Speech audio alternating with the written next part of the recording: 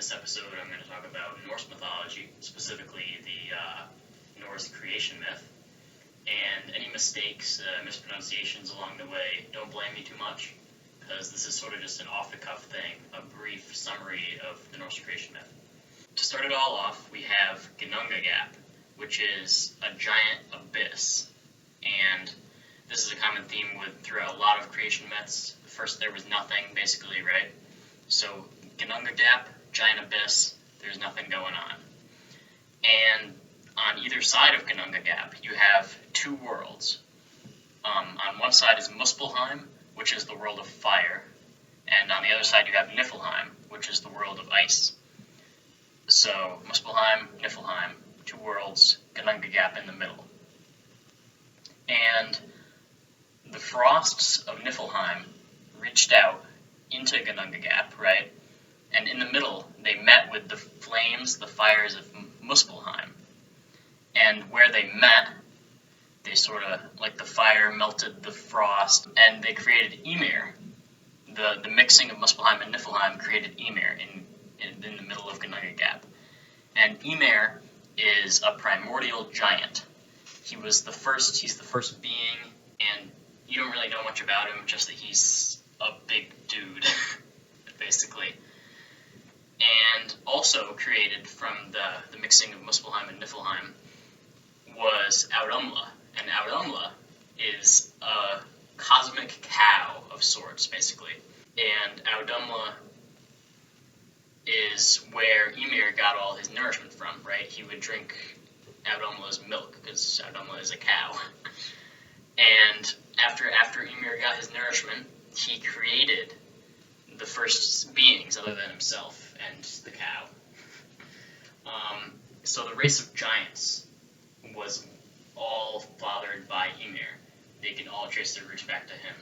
So from like his armpits and between his legs, the giants sprang forth. So from then on, there's the race of giants, who are, throughout Norse mythology, the main enemies to the gods in a lot of the myths.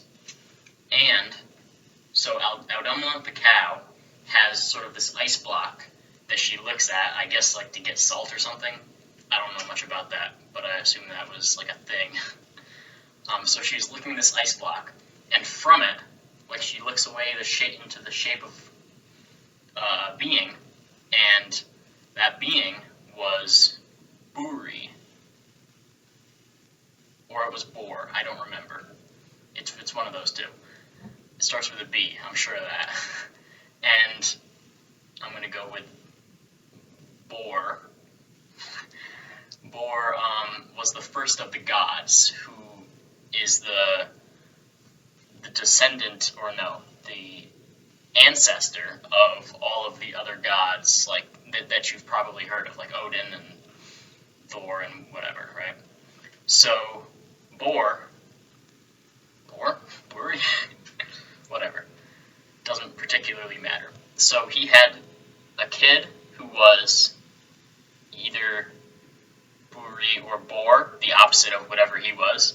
I'll put it up on the screen for you. You can see this is a very professional, well-scripted thing. and his son had a son with the giant Bestla. The gods are really, even though the giants are the enemies of the gods all still have giant blood in them, which is, I found kind of interesting. So the kid that the one guy's kid had, the kids actually, were Odin, Vili, and Ve.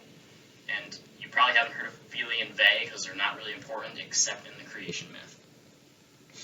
So Odin, Vili, and Ve, three brother gods, right?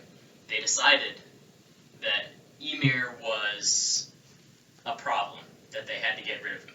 In some myths, they just sort of decided this randomly, and in others, there was some sort of slight against their race of gods, basically. And whatever the reason, the cause of this, Odin, Vili, and Ve teamed up and they killed Ymir. So Ymir is dead, the primordial giant is dead, and the giants would of course be really mad about this, because that's like their their great ancestor, but the blood of Ymir washed away all of the giants, drowning them, except like one or two who lived on to foster the rest of the giant race. And of course, this is where the rivalry comes from, because the giants are understandably mad that the gods would kill Ymir and drown all of their people. It seems reasonable enough. I don't know. So Odin, Vili, and they decided to craft the world out of Ymir's body.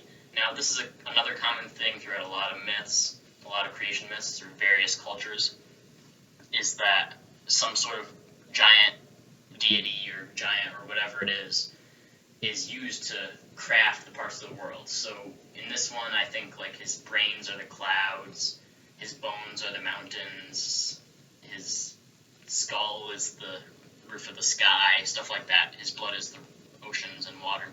So now we have the world, which is Midgard, basically, the world of men, where we supposedly lived in these Norse myths. And we're not quite done, because it was all uninhabited, right? So Odin, Vili, and they looked around for someone to inhabit it, and they found these two logs of driftwood. I think one was an ash tree and one was an elm. And from these two logs, they crafted Ask and Embla. Ask is the first man, Embla the first woman. And these are obviously our ancestors. I don't know why I always have trouble with that word. So Ask and Embla went on to produce all of us, basically. And that's the general idea of the Norse creation myth. There's obviously more stuff that happened and more stuff that could count as creation. But that is the general idea of it. So thank you for watching. Subscribe if you want to see more stuff about Norse mythology or other mythologies that I'll be doing in the future as well. Hope you had a good time. Peace.